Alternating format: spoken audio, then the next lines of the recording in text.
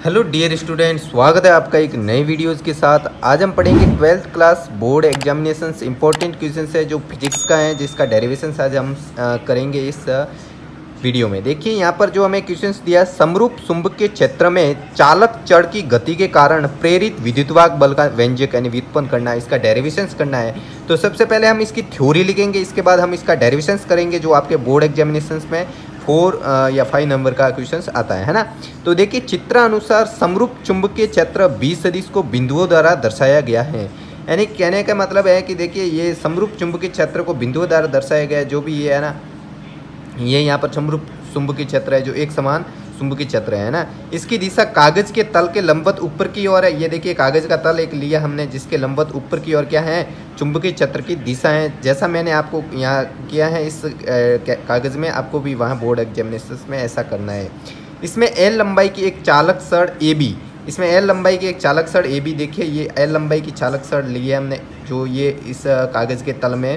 तो इसकी जो लंबाई है ए बी एल लंबाई की है और इसका जो ए बी है ना, और चुंबकीय क्षेत्र के लंबवत रखी हैं, इसके क्या रखी है, लंबवत रखी है, 90 डिग्री के एंगल पर रखी हैं। इस चालक सड़ की लंबाई एल तथा चुंबकीय क्षेत्र बी दोनों के लंबवत वी वेग से चलाया जाता है। तो देखिए इसकी जो लंबाई है, लेंथ है वो एल है, और चुंबकीय क्षेत्र यानी कि मैग्नेटिक फील्ड है जो बी सदिश है, दोनों को लंबवत वेग किस वेग से चलाया जाता है, वी वेग से। तो देखिए ये चुंबकीय क्षेत्र है, ये चालक सड़ ये बी के कारण माइनस यहाँ प्लस ले रहे हैं, ये वेग से चलाया जाता है, ये डायग्राम बनाया। अब देखिए यहाँ पर हमें पता है विद्युतवाहक बल होता है। विद्युतवाहक बल क्या होता है, तो विद्युतवाहक बल का फोर्स होता है, उसको हम लिखते हैं आवेश गुणा विद्युत ऊर्जा, है ना, विद्युत क्षेत्र की ऊर्जा यानी क्यू ई। तो एफ ई इक्वल टू क्या होता है, क्यू ई सदिश, है ना। इसको हमने इक्वेशन नंबर फर्स्ट दे दिया, समीकरण नंबर 1।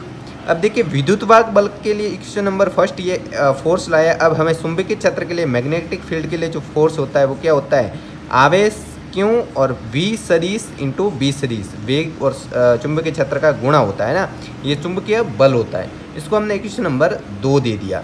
ये इक्वेशन नंबर फर्स्ट है, ये इक्वेशन नंबर 2 है। अब देखिए साम्य अवस्था में जब हम इसकी साम्य अवस्था ले लेंगे तो इसमें जो इन दोनों के बलों का योग होगा, यानी कि विद्युतवाहक बल प्लस चुंबकीय बल, इन दोनों का जो मान होगा वो 0 होगा, है ना।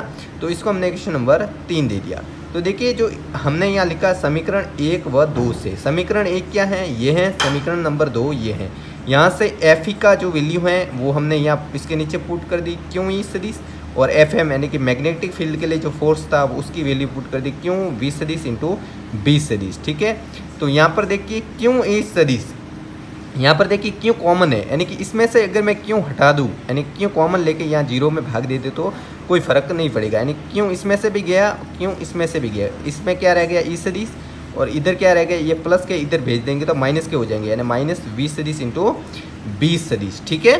तो यहाँ पर देखिए ई की जो वैल्यू आ जाएगी। अब देखिए हम इसको सदिश के रूप में नहीं लिखेंगे, अब इसको हमने इसको क्या करेंगे, इसका मान लिखेंगे। तो ई का जो वैल्यू आएगी वो वेग और चुंबकीय क्षेत्र के गुणनफल के बराबर आती है ना। इसको हमने इक्वेशन नंबर 4 दे दिया। इसका हमने वो मॉड्यूलस कह सकते हो वो निकाल दिया, है ना। तो वो इसका निकाल दिया। तो ई इक्वल टू क्या हो गया, बी बी। हमें पता है कि अपचालन इक्वल टू क्या होता है, अपचालन इक्वल टू होता है ई एल, यानी कि जो लंबाई और विद्युत क्षेत्र के गुणा का गुणनफल होता है एप्सिलॉन, है ना। इसको हमने इक्वेशन नंबर 5 दे दिया। अब देखिए ये आपको ध्यान रखना है, एप्सिलॉन जो मैंने अगले डेरिवेशंस में आपको समझाया था, तो आप वीडियो देख सकते हैं, प्लेलिस्ट बनी हुई है 12th क्लास की। तो इस अब ये देखिए जो इक्वेशन नंबर 4 है इसका मान अब कहाँ रखेंगे, 5 में। तो इक्वेशन नंबर 4 है, ई की जगह हमें क्या लिखना है, वी बी। तो ई की जगह यहाँ वी बी लिखना है। तो एप्सिलॉन की जो वैल्यू हो जाएगी वो क्या हो जाएगी, वी बी एल। इसको हमने क्वेश्चन नंबर 6 दे दिया। और यही क्या है, विद्युतवाहक बल का व्यंजक, यानी एप्सिलॉन जो विद्युतवाहक बल क्या होता है, एप्सिलॉन होता है। तो उसका डेरिवेशंस निकालना था जो हमने निकाल दिया, यानी एच पी यानी हेंस प्रूव्ड इति सिद्धम। अब देखिए यहाँ पर जो एक नियम लगता है, ये भी कभी कभी आपको लिखना हो तो लिख सकते हो। तो ये भी डेरिवेशंस आ सकता है कि उसके जो ये देखिए आप, यदि कोई आवेश चुंबकीय क्षेत्र में वी वेग से गति करता है तो इस प्रकार उस पर लगने वाला चुंबकीय बल। तो ये अगर आपको क्वेश्चंस आ जाए बोर्ड में कि आवेश पर ये गति करता है, उस पर लगने वाला चुंबकीय बल का व्यंजक निकालना है, तो हमें पता है यहाँ तक हमें क्या आया था, अपचालन की जो वैल्यू आई थी ये आपको यहाँ से शुरुआत से डेरिवेशंस करना है।